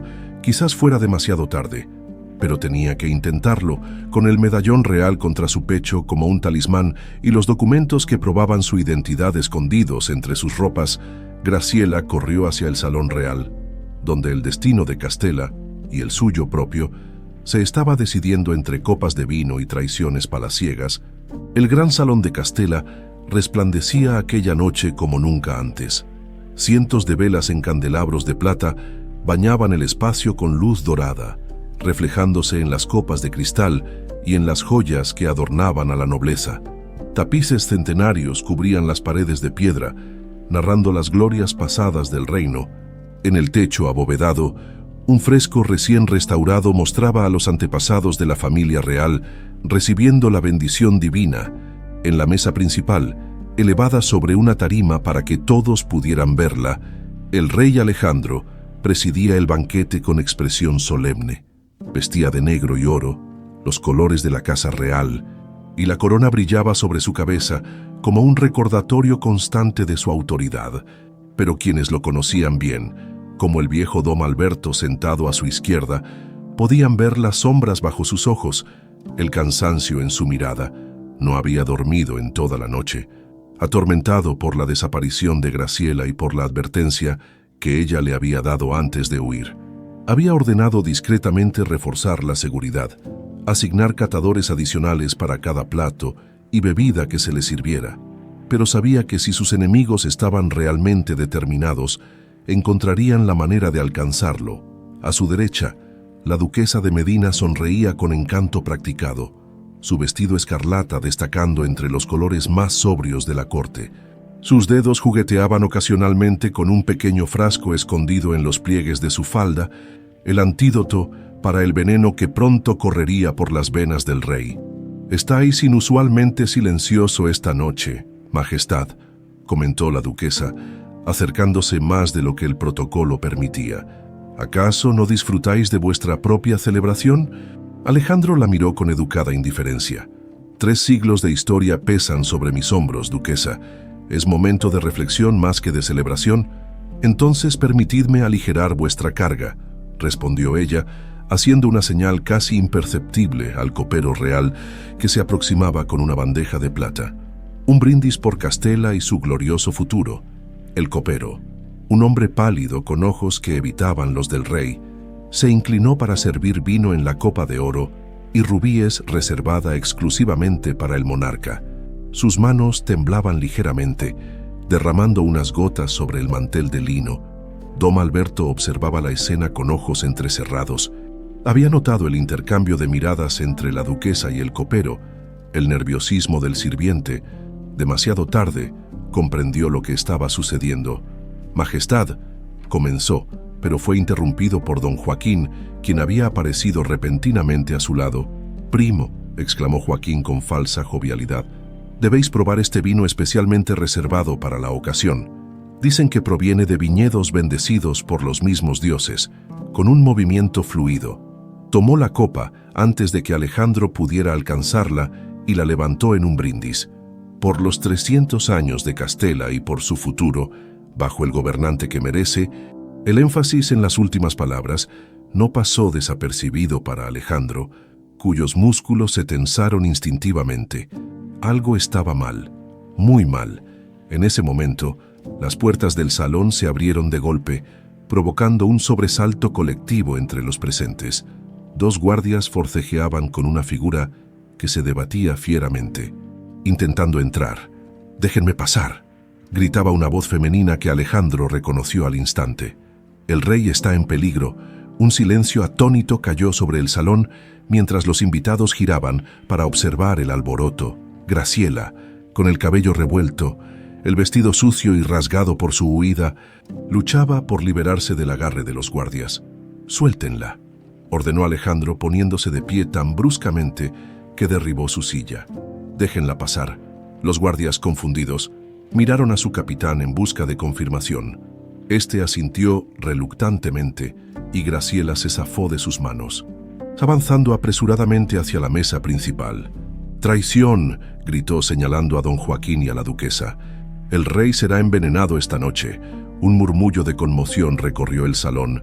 Nobles y embajadores intercambiaron miradas alarmadas, mientras los guardias llevaban instintivamente las manos a las empuñaduras de sus espadas.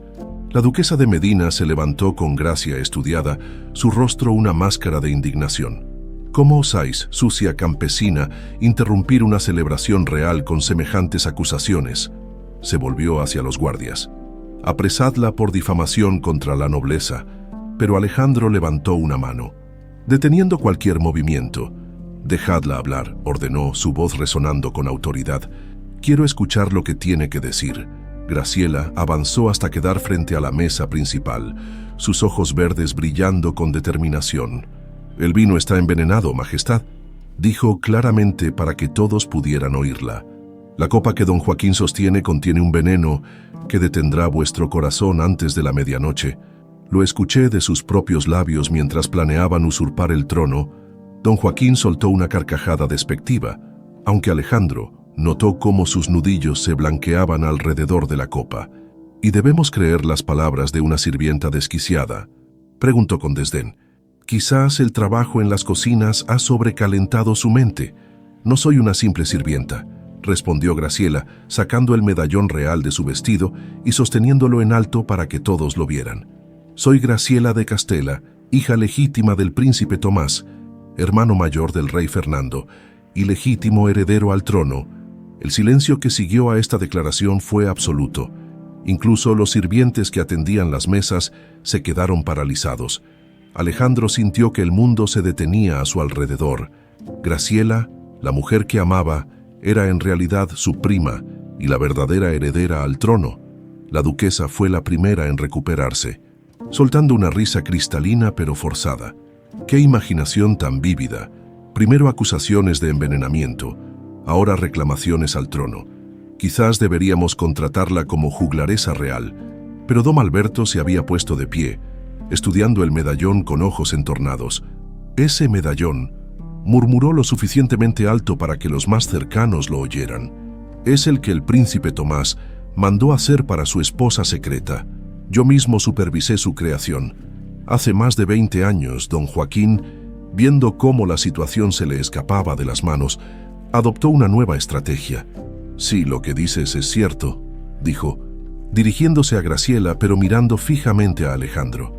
«Entonces nuestro actual rey es un usurpador, hijo de un usurpador. El trono te pertenecería a ti, princesa». Su voz destilaba veneno al pronunciar el título. Alejandro comprendió entonces la totalidad del plan: usar a Graciela como títere gobernando a través de ella tras eliminarlo a él.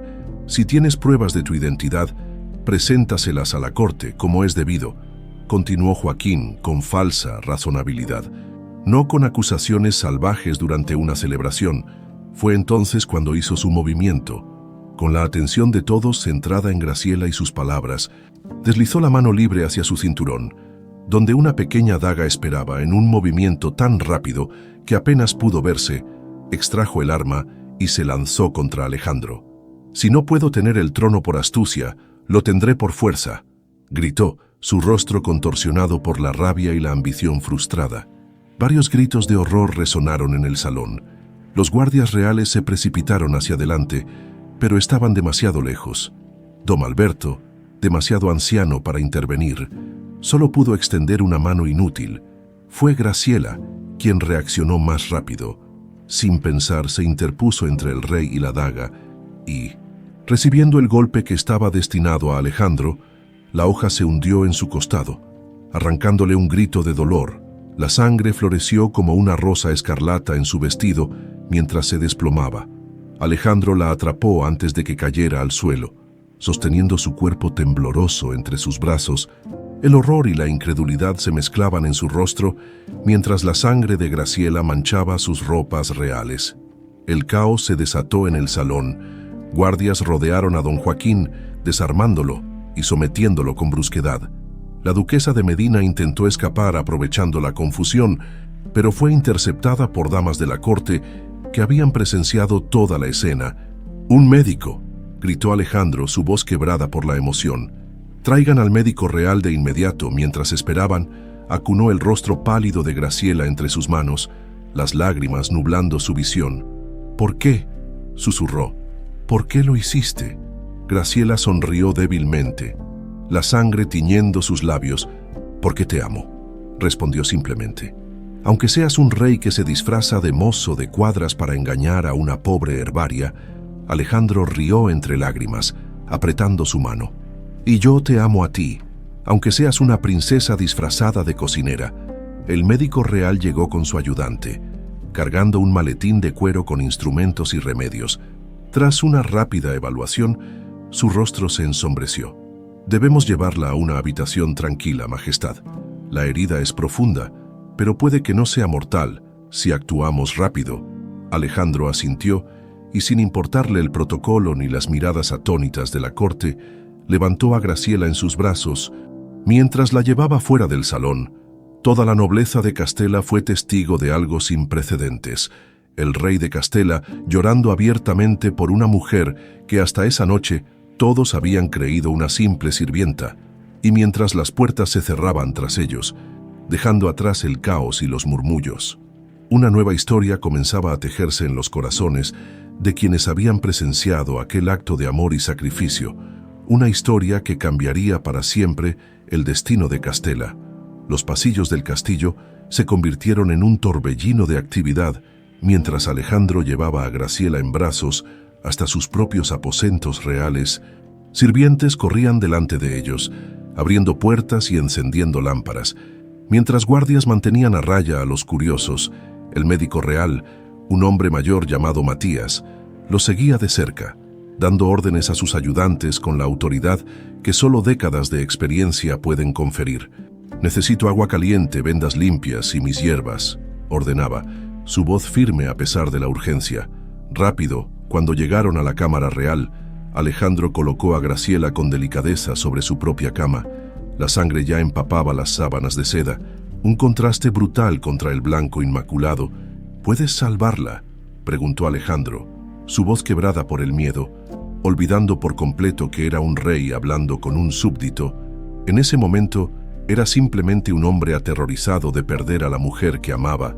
El doctor Matías examinó la herida, su rostro arrugado contrayéndose en una expresión de concentración. «La daga no ha alcanzado ningún órgano vital, por fortuna», murmuró. «Pero ha perdido mucha sangre. Necesito espacio para trabajar, Majestad». Alejandro asintió, retrocediendo hasta el borde de la habitación, donde don Alberto lo esperaba. El anciano puso una mano consoladora sobre el hombro de su rey. «Que es fuerte», dijo con suavidad. «Como su padre. Tú lo sabías». preguntó Alejandro mirándolo con sorpresa. ¿Sabías quién era ella realmente? Don Alberto. Suspiró, su rostro mostrando cada uno de sus años. Sospechaba, cuando la vi por primera vez en las cocinas, esos ojos verdes. Tomás tenía exactamente los mismos ojos. Y el medallón lo confirma. Yo mismo supervisé su creación cuando Tomás me confesó su matrimonio secreto. Alejandro cerró los ojos, procesando esta nueva información. No solo había estado enamorándose de una mujer sin revelarle su verdadera identidad, había estado enamorándose de la legítima heredera al trono de Castela. Si ella es quien dice ser, el trono le pertenece por derecho. Murmuró más para sí mismo que para Alberto. Soy yo el usurpador, no ella. No vos, Majestad, corrigió Alberto. Vuestro padre, y ni siquiera él, si lo que siempre creímos sobre la muerte de Tomás resulta ser falso. El médico trabajaba con rapidez, limpiando la herida y aplicando un emplasto de hierbas que llenó la habitación con un aroma intenso y medicinal. Graciela permanecía inconsciente, su respiración débil pero constante. Necesito saber toda la verdad, dijo finalmente Alejandro, enderezándose. Sobre mi padre, sobre Tomás, sobre todo, Don Alberto asintió gravemente. Hay documentos en los archivos reales, cartas, confesiones. Vuestro padre tenía la costumbre de registrar todo, incluso sus indiscreciones. Antes de que pudieran continuar, las puertas de la cámara se abrieron. Un guardia entró, arrastrando a un hombre encadenado. El copero real, cuyo rostro reflejaba el terror de quien sabe que su vida pronto terminará en la horca. Majestad, dijo el guardia, obligando al prisionero a arrodillarse. Este hombre ha confesado, el vino estaba envenenado, tal como la joven advirtió. Alejandro se acercó lentamente al copero, que temblaba incontrolablemente. ¿Por qué?, preguntó simplemente. La duquesa, balbuceó el hombre. Me amenazó, dijo que mataría a mi familia si no lo hacía, y me dio esto. Extendió una mano temblorosa que sostenía un pequeño frasco. El antídoto, para dárselo después de que todos creyeran que habíais muerto. Ellos planeaban usarlo para resucitaros y ganar vuestra confianza. Alejandro tomó el frasco y se lo entregó al doctor Matías. Analízalo más tarde, ordenó. Ahora concéntrate en salvarla a ella. Mientras el médico volvía a su tarea, Alejandro ordenó que llevaran al copero de vuelta a las mazmorras para un interrogatorio más exhaustivo. Luego, incapaz de contenerse, regresó junto a la cama donde yacía Graciela. Su rostro, a pesar de la palidez, conservaba una belleza que le oprimía el corazón. Alejandro tomó su mano, aún tibia, y la sostuvo entre las suyas.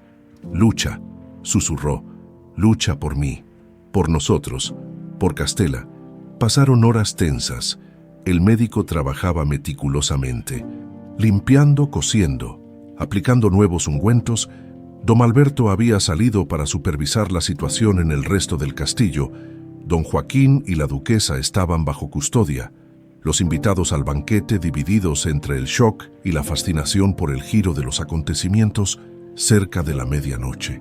Cuando la luna llena iluminaba la habitación con su luz plateada, Graciela finalmente abrió los ojos. Su mirada, confusa al principio, se fijó en Alejandro. «¿Estoy muerta?», preguntó con voz débil. «¿Es este el palacio celestial?». Alejandro rió suavemente, lágrimas de alivio rodando por su rostro. «No, estás muy viva. En mi cámara real, de hecho». Graciela intentó incorporarse, pero el dolor la hizo gemir. «No te muevas», advirtió Alejandro. «La herida podría abrirse». Ella obedeció, recostándose nuevamente. Sus ojos verdes recorrieron la lujosa habitación antes de volver a fijarse en él. «Don Joaquín me dijo la verdad». «Entonces», murmuró, «¿sobre quién soy realmente?». «Eso parece», respondió Alejandro. «Aunque no todo lo que dijo era verdad, sospecho. Estamos investigando los documentos, separando hechos de mentiras». Un silencio cargado de preguntas no formuladas se instaló entre ellos. Finalmente Graciela habló. «Si soy quien dicen que soy, si realmente soy la hija de Tomás, entonces el trono me pertenece, ¿no es así?». Alejandro asintió lentamente. «Por derecho de nacimiento, sí, eres la heredera legítima de Castela». Graciela cerró los ojos, como si el peso de esta verdad fuera demasiado para soportarlo. «No lo quiero», dijo suavemente. Nunca lo he querido. Solo quería una vida simple, ayudar a los enfermos con mis hierbas, quizás algún día enseñar a otros y... presionó a Alejandro cuando ella se detuvo. Y amarte, completó mirándolo directamente. Aunque fueras solo Benito, el mozo de cuadras, o quizás porque eras Benito, porque ese hombre me veía a mí, no a una herbaria, no a una sirvienta. Me veía como nadie más lo había hecho. Alejandro tomó su mano y la llevó a sus labios, besándola suavemente. «Y tú me veías a mí», respondió, «no al rey, no a la corona, solo a un hombre buscando verdad en un mundo de mentiras». Don Alberto regresó en ese momento, cargando un viejo cofre de madera tallada. Sus ojos se iluminaron al ver a Graciela despierta. «La legítima heredera vive», dijo con una reverencia profunda. Castela se regocija. «Alberto, por favor», interrumpió Alejandro, «no es momento para formalidades». El anciano sonrió, acercándose a la cama. «He traído algo que quizás responda muchas preguntas», dijo abriendo el cofre con una pequeña llave que llevaba colgada al cuello. «La caja personal de vuestro padre, Majestad. Nadie la ha abierto desde su muerte. Del interior extrajo varios pergaminos sellados con el emblema real, cartas amarillentas por el tiempo y algo que capturó la atención de todos, un pequeño medallón idéntico al que Graciela llevaba, pero con una diferencia crucial. Este tenía una pequeña protuberancia en el costado. El médico real, que se había mantenido discretamente en segundo plano, se acercó con interés. «Es un compartimento secreto», señaló tomando el medallón con manos expertas. Los joyeros reales solían fabricar estos mecanismos para ocultar mensajes importantes. Con delicadeza, presionó la protuberancia. Un pequeño clic resonó en la habitación y el medallón se abrió, revelando un compartimento minúsculo que contenía un pergamino enrollado, no más grande que el dedo meñique. Alejandro lo tomó con cuidado, desenrollándolo para revelar una escritura diminuta pero clara. A medida que leía, su rostro pasaba de la sorpresa a la incredulidad. «Es una confesión», dijo finalmente, su voz apenas un susurro, «de mi padre, el rey Fernando, escrita poco antes de su muerte». Graciela se incorporó ligeramente, ignorando el dolor. «¿Qué dice?» Alejandro respiró hondo antes de continuar. «Confiesa que Tomás no era su hermano de sangre.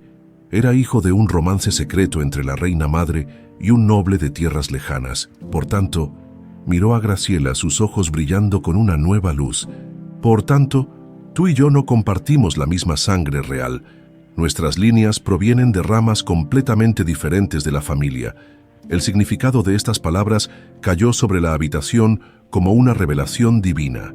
No había impedimento sanguíneo para su amor. No eran hermanos como Graciela había temido inicialmente, ni siquiera primos directos. El médico real, que había estado examinando el medallón más de cerca, soltó una exclamación.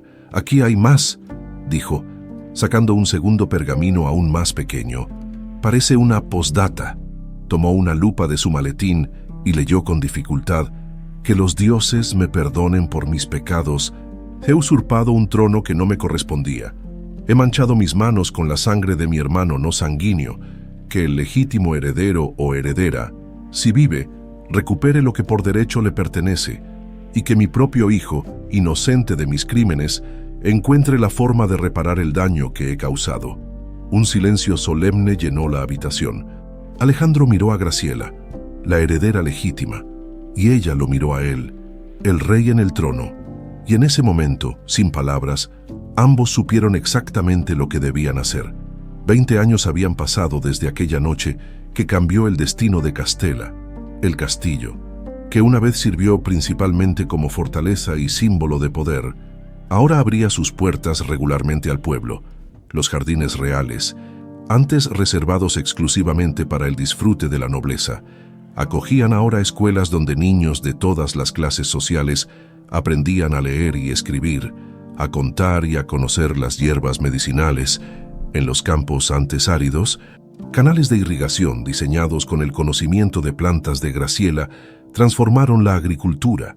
Las aldeas que antes luchaban contra las hambrunas ahora prosperaban, conectadas por caminos bien mantenidos que facilitaban el comercio y el intercambio de ideas.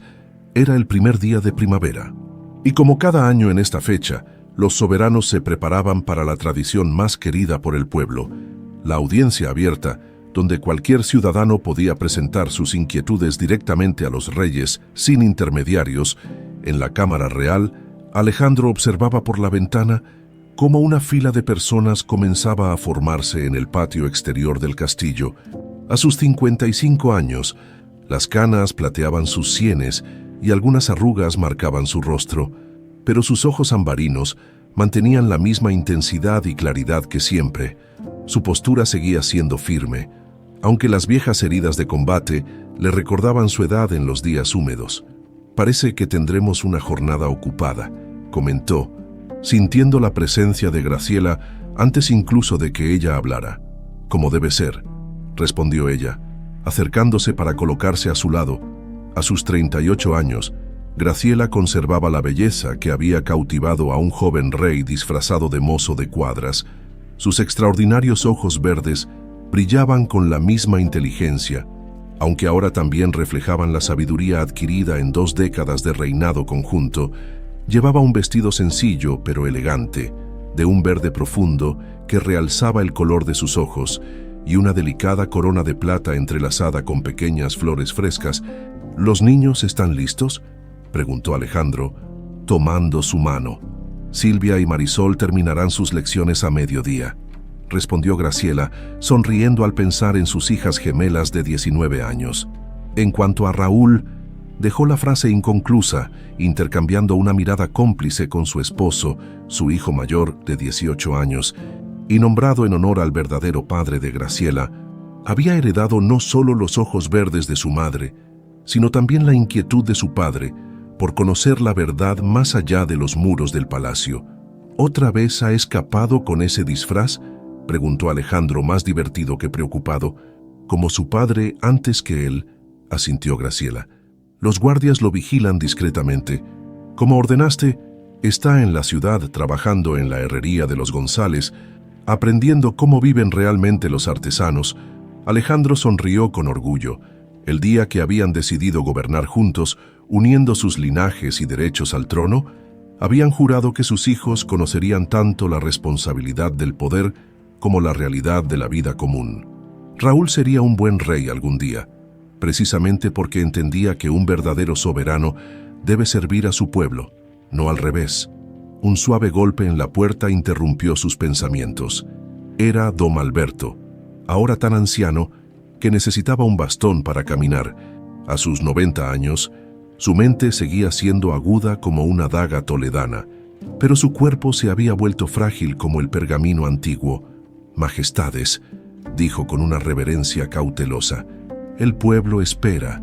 Se dirigieron juntos al salón del trono, donde 2 sillas reales idénticas habían reemplazado al trono único que una vez dominó la estancia.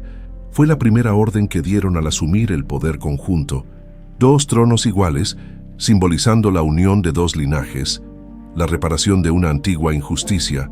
La audiencia transcurrió como siempre, campesinos presentando disputas sobre tierras, artesanos solicitando nuevos permisos, madres rogando ayuda para hijos enfermos. Alejandro y Graciela escuchaban con atención, alternándose para responder, complementándose cuando era necesario. Al finalizar, cuando el último peticionario se retiró con una sonrisa agradecida, Graciela notó una figura encapuchada que esperaba en las sombras de una columna.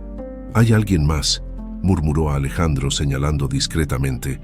La figura avanzó entonces, retirando su capucha para revelar a un joven de unos 18 años, cabello negro y profundos ojos verdes, idénticos a los de Graciela. Raúl había regresado de su escapada a la ciudad, pero a juzgar por su expresión seria, no traía noticias triviales. «Padre, madre», saludó con una reverencia formal que contrastaba con su atuendo de aprendiz de herrero. «Necesito hablar con ustedes en privado». Los reyes intercambiaron una mirada de preocupación y ordenaron a todos los cortesanos que se retiraran. Cuando las grandes puertas se cerraron, dejándolos solos en el vasto salón, Raúl se acercó. «He descubierto algo inquietante», comenzó, su voz grave más madura que sus años. «Un rumor se extiende entre los artesanos. Algo sobre documentos antiguos que cuestionan la legitimidad de nuestra línea. Alejandro y Graciela sintieron un escalofrío simultáneo. Después de 20 años de paz y prosperidad, ¿volvería el pasado a amenazar lo que habían construido? ¿Qué tipo de documentos? Preguntó Alejandro, su mente de estratega ya evaluando posibles amenazas. Cartas, aparentemente, respondió Raúl, escritas por la abuela Beatriz. Alguien afirma tenerlas y estar dispuesto a venderlas al mejor postor. Sugieren que la verdadera historia de nuestro linaje no es la que se cuenta oficialmente. Graciela palideció. Su madre había muerto poco después del nacimiento de las gemelas, llevándose a la tumba muchos secretos, o tal vez no todos. Deberíamos discutir esto en un lugar más privado, sugirió, consciente de que incluso las paredes del castillo tenían oídos.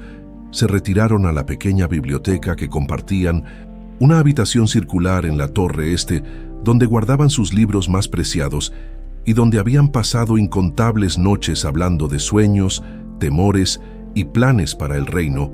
Una vez allí, Graciela encendió personalmente algunas velas, una costumbre que nunca había abandonado a pesar de contar con docenas de sirvientes. Le recordaba sus días como herbaria, cuando la luz de una simple vela iluminaba sus preparaciones medicinales. Raúl, comenzó, eligiendo cuidadosamente sus palabras. Hay partes de nuestra historia familiar que nunca hemos compartido completamente, esperando el momento adecuado. ¿Secretos, madre?, preguntó el joven, sus ojos verdes fijos en ella con intensidad. Incluso después de todo lo que nos han enseñado sobre la importancia de la verdad, Alejandro intervino, apoyando una mano sobre el hombro de su hijo. No secretos, sino cicatrices que preferimos no mostrar hasta que estuvieras listo para entenderlas. Pero quizás ese tiempo ha llegado antes de lo que pensábamos. Durante las siguientes horas, relataron a su hijo la verdadera historia, el rey disfrazado de mozo de cuadras, la herbaria que resultó ser princesa, la conspiración, la revelación del medallón, y finalmente, la decisión de unir sus destinos y reinados para sanar las heridas del pasado. Raúl escuchaba con atención, su expresión cambiando de la sorpresa a la admiración, y finalmente, a la comprensión. Pero hay algo más, dijo Graciela finalmente, cuando la historia parecía completa. Algo que ni siquiera tu padre sabe. Alejandro la miró con sorpresa. Después de 20 años de matrimonio, aún guardaba secretos. Graciela respiró profundamente. La noche que me recuperaba de la herida, cuando descubrimos que no había impedimento para nuestro amor, tomé una decisión. Los documentos que probaban mi derecho al trono, uno de ellos, el más crucial, lo falsifiqué. El silencio que siguió a esta confesión fue tan profundo que podían escuchar el crepitar de las velas. ¿Qué? Alejandro fue el primero en romperlo, su voz apenas un susurro. ¿Por qué? Porque don Joaquín tenía razón sobre mi nacimiento, pero le faltaba una prueba crucial para validar mi reclamo completamente, explicó Graciela. Durante mi breve cautiverio me di cuenta de esto cuando escapé. Usando el conocimiento de tintas y pergaminos que había aprendido en las cocinas, creé una falsificación perfecta del documento faltante. Se volvió hacia su hijo, cuyo rostro reflejaba asombro. No lo hice por ambición, Raúl. Lo hice porque sabía que don Joaquín usaría mi origen para dividir el reino, para crear una guerra civil. Me convertí en la reina que Castela necesitaba, no por deseo de poder, sino por amor a tu padre y a esta tierra. Alejandro la miraba fijamente, procesando la revelación. Entonces, ¿nunca fuiste realmente la heredera legítima? Graciela sonrió con tristeza. Quizás sí, quizás no. Mi madre nunca supo con certeza de quién era yo, hija. Pero eso importa, Alejandro. Mira por la ventana. Mira lo que hemos construido juntos. Los tres se acercaron a la ventana de la torre. Desde allí podían ver el reino que se extendía ante ellos, los campos fértiles, los caminos transitados, las aldeas prósperas, la ciudad bulliciosa. El sangre nos da origen, murmuró Graciela, repitiendo las palabras que había dicho tantas veces a sus hijos. Pero son nuestras elecciones las que nos hacen quienes somos. Y yo elegí amar a un rey que tuvo la valentía de convertirse en plebeo para encontrar la verdad. Raúl miró a sus padres con nuevos ojos, comprendiendo por fin la profundidad del legado que algún día heredaría. ¿Qué hacemos con esas supuestas cartas entonces?, preguntó finalmente. Alejandro y Graciela intercambiaron una mirada. Esa comunicación silenciosa, perfeccionada a lo largo de 2 décadas de reinado compartido. Las encontraremos, dijo Alejandro, y luego contaremos la verdadera historia al pueblo, toda la verdad, con todas las mentiras y verdades entrelazadas, para que sepan, completó Graciela, que el mayor disfraz no es el de las ropas, sino el que colocamos en nuestros corazones cuando tenemos miedo de amar. Y así, mientras el sol se ponía sobre Castela, iluminando con su luz dorada las torres del castillo, 3 generaciones de una familia forjada no solo por la sangre, sino por el amor y las decisiones valientes, contemplaban el reino que habían transformado, un reino donde, bajo las vestiduras reales y las ropas de campesino, latía el mismo corazón humano,